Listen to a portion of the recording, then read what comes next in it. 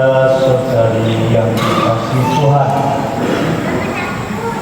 pada hari ini kita melihat bagaimana Tuhan Yesus dibaptis dan Roh Kudus turun atasnya.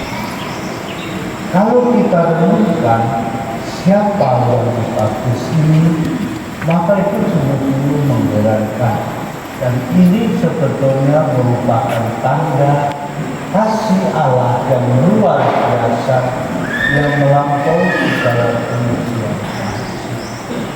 Karena sebetulnya Yesus itu siapa?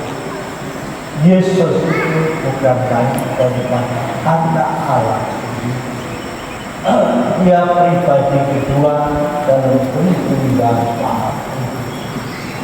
Dan untuk kita semua, jadi berarti juga untuk kami semua, termasuk saya saja, Dia telah mau menjadi manusia untuk menjalankan kami sebagai yang maha tinggi. Dan kalau kita baca dari Yohanes, dikatakan bahwa Sang Sabda itu menjadi Sang Sabda itulah yang menciptakan segala sesuatu. Dia yang menciptakan segala sesuatu, tapi Dia mau menjadi manusia lemah seperti kita. Dan bukan itu saja, akhirnya Dia juga memang kemudian yang mewartakan kasih Allah, menunjukkan betapa Tuhan mengasihi kita. Dan akhirnya demi cintanya kepada kita semua, kepada Anda semua, Dia mau kemudian mati dan meninggal di sana. Untuk apa? Supaya kalau Dia dibaptis dalam Roh Kudus, Dia pun kemudian membaptis kita dalam Roh Kudus pula. Jadi saudara-saudari yang dikasihi Tuhan, kita harus sadar pertama-tama betapa kamu berharga di mata Tuhan. Tapi kalau kamu sadar di mata Tuhan, kamu jangan menjadi sombong. Aku berharga. Tapi kamu berharga, dan betul-betul nanti akan berharga kalau kamu tetap percaya kepada sabda Tuhan dan mengikuti perintah-perintahnya. Bila kamu betul-betul mengikuti perintah Tuhan, maka kamu akan berharga sekali, mulai di dunia ini dan sampai nanti dalam hidup yang kekal.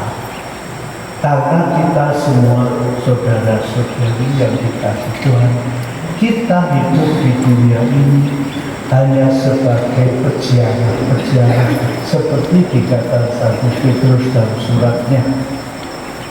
Dan suatu hari kita semua harus meninggalkan dunia ini.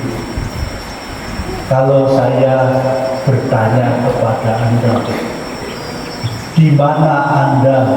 Ya, kalau kata 50 tahun lagi, sebagian besar dari hadir di sini sudah tidak ada. Kemana? Kalau saya katakan ya mungkin yang muda-muda, tapi 80 tahun lagi di mana? Saya kira semua sudah hilang dari dunia ini.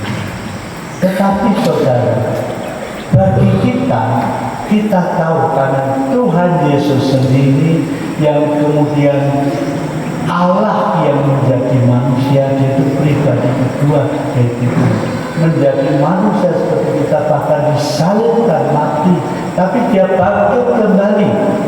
Seandainya Yesus tidak bangkit, iman kita sia-sia belaka. Tapi karena Yesus bangkit, kita pun diberi harapan akan bangkit bersama Tuhan Yesus. Nah, itu saudara-saudari dikasihi Tuhan. Karena itu, kalau kita sadar betapa Allah mengasihi kita juga harus itu pertama-tama mengikuti firman Tuhan, mengikuti kehendak Allah. Apa yang menjadi kehendak Allah? Dan kehendak Allah itu apa? Untuk kita semua. Apa yang dikehendaki Allah dari kami semua? Apa saudara? Tahu tak? Apa yang dikehendaki dari kami? Apa? Supaya kamu masuk surga. Ya, nah itu. Jadi semua itu kehendak Allah semua bagi kita supaya kamu semua nanti masuk surga. Tetapi tentu saja itu ada syaratnya. Kalau kamu masuk surga, kamu harus mengikuti semua perintah-perintah Allah. Terutama kasih kepada Allah, mengasihi, dan sebetulnya seluruh hukum itu diringkas dalam satu perintah, yaitu apa? Kasihlah Tuhan Allahmu dengan segenap hatimu, dengan seluruh jiwamu, dan dengan segenap kekuatanmu. Dan hukum yang kedua sama dengan itu, kasihlah sesamamu seperti dirimu sendiri. Nah ini saudara-saudari yang dikasih Tuhan. Kemudian kita melihat juga bagaimana Yesus itu telah kemudian dibaptis, dan pada saat itu Roh Kudus turun atasnya. Nah ini tadi saya kira kalau Tuhan Yesus demikian, kita pun juga akan dapat menerima Roh Kudus yang akan membuat hidup kita itu indah. Jadi kalau tadi mengatakan mengasihi sesama, yaitu bahwa kita mengasihi sesama demi Allah. Kita mengasihi sesama karena Allah lebih dahulu mengasihi kita. Dan sebagai balasan kita kepada Tuhan, yaitu mengasihi sesama. Dan mengasihi sesama itu artinya apa? Ini juga memang membantu mereka yang kesusahan, yang miskin, dan macam-macam itu. Tetapi satu hal yang penting saya kira dalam mengasihi sesama itu membagikan apa yang telah kamu terima dari Tuhan. Artinya, nah ini saudara-saudara yang dikasih Tuhan, apa yang telah kamu terima dari Tuhan juga sharekan itu, sampaikan kepada teman-teman sehingga mereka semua juga boleh mengenal Tuhan. Nah ini saya kira kalau Tuhan begitu mengasihi kamu, apa balasannya kepada Tuhan? Apa yang bisa kamu berikan kepada Tuhan yang tidak dimiliki Tuhan? Apa saudara? Apa yang bisa kamu berikan kepada Tuhan yang tidak dimiliki Tuhan? Apa? Siapa? Tahu? Apa yang bisa kamu berikan Tuhan yang tidak dimiliki Tuhan? Apa?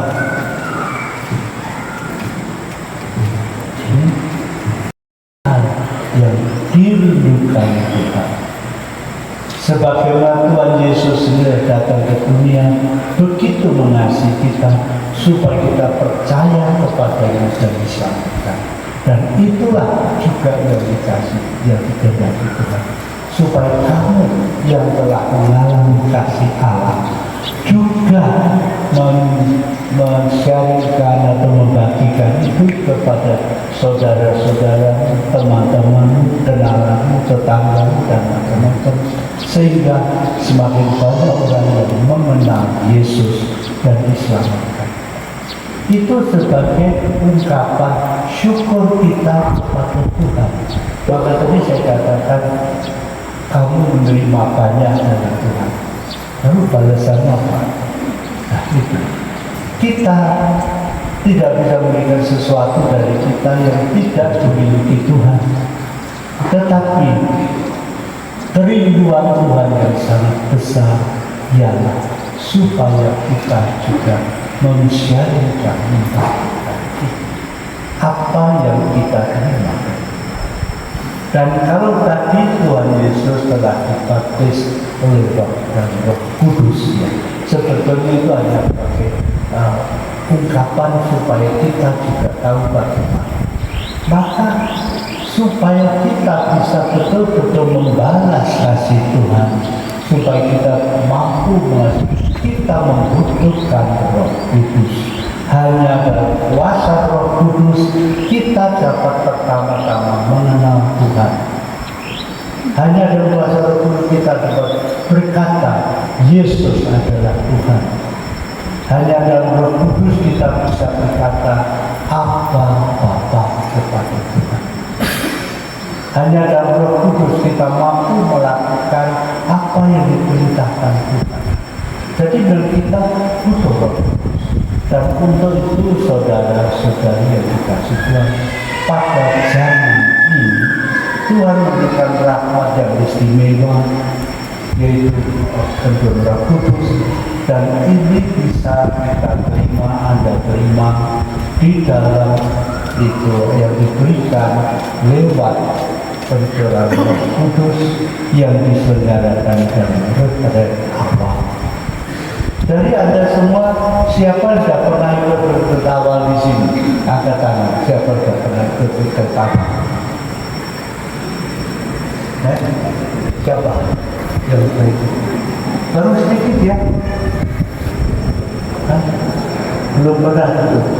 Saya kira ini di sini saudara-saudari yang dikasih Tuhan.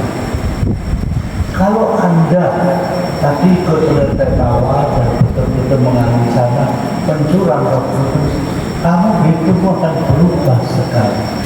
Misalnya saya lihat ini ya sebagai contoh. Saya kenal seorang ibu yang dulu dia seorang Katolik, betul seorang guru ya. Dia melihat orang Protestan, dia pergi kemana bawa Injil. Lalu dia kalau pergi di gereja banyak macam-macam.